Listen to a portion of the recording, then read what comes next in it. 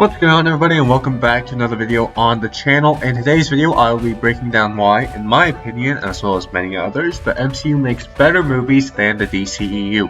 Remember, if you like these videos, be sure to subscribe to the channel, as it does help out a lot, and let's just jump right into this. So, the biggest reason why the current MCU movies are better than the current DCU movies is time. The MCU has over 14 years to develop their universe and release movies. The DCEU has only had 9 and has released far fewer movies. So the new MCU movies are better because they have Marvel has had more time to build up their universe and develop their story template that works far more often than it doesn't. On the other hand, the DCU saw Marvel's amazing success and tried to replicate it before they were able to build up their universe. But I don't really want to talk about why the current Marvel movies are better than the current DCEU movies, because they're at two different points of time in their universe. So let's talk about the early Marvel movies, up to the Avengers, versus the early DC movies, up until Justice League. I'm going to start by giving you my overarching thoughts for these phases of their respective universes, and then I will go movie by movie. The first thing that sticks out to me is the amount of movies. The MCU gave standalone movies to 4 of their 6 heroes, and the other 2 appeared in movies before the Avengers. This is very important since the Avengers or Justice League were team-up films. There isn't really time to introduce characters unless you want to have a 4-hour movie like Zack Snyder did.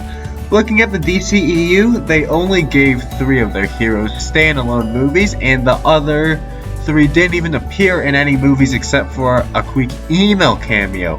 It also seemed like the DCEU was trying to stuff everything into their movies in order to get to Justice League as quickly as possible. This is most apparent in Batman vs Superman, where they spent a lot of time setting up the Justice League film, and the movie became too overcrowded.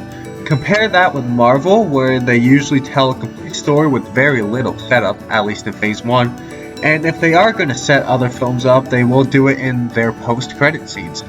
Looking at the first movie of each universe, I actually think they are more evenly matched than anyone wants to admit. Both of them are great origin stories, and even though I think Iron Man is better than Man of Steel, it isn't by a lot. But immediately after, instead of giving Batman a standalone film like they should have, and then giving Superman a sequel to address the consequences of what happened in Man of Steel, they chose to combine those 2 films into one. This is very, very different from what Marvel did, as they gave all of their standout characters a standalone film so that we could spend more time with them. Batman vs Superman is like if Marvel combined the Incredible Hulk and Iron Man 2 and then made them fight afterwards. Wonder Woman is a very good DCEU film, and I would say it compares to Captain America: The First Avenger. And again, I would say that these 2 films are more evenly matched than anyone wants to admit. So we have 2 equalizers with Man of Steel and Wonder Woman to Marvel's Iron Man and Captain America: The First Avenger. The main problem with the DCEU is Batman vs Superman, as it is way too overcrowded and should have been at least 2 movies. The other big issue with the DCU is they gave a movie to the Suicide Squad early on, when none of them even appeared in Justice League. They could have done a Flash movie instead, but no, they chose to do a movie that didn't have any impact on the DCU until the Harley Quinn movie and the Suicide Squad, which both felt like soft reboots.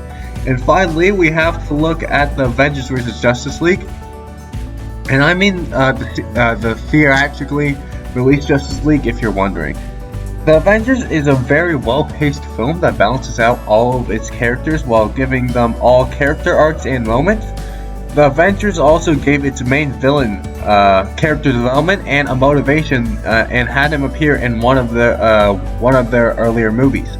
On the other hand, Justice League leaned into one characteristic of a character and leaned into it hard. A great example of this is Wonder Woman, who now for some reason is really sad about her ex, even though she wasn't in her previous appearance in Batman vs Superman, and it's been about 100 years, so The villain is also very one note, has a generic motivation, has terrible CGI, and has terrible dialogue.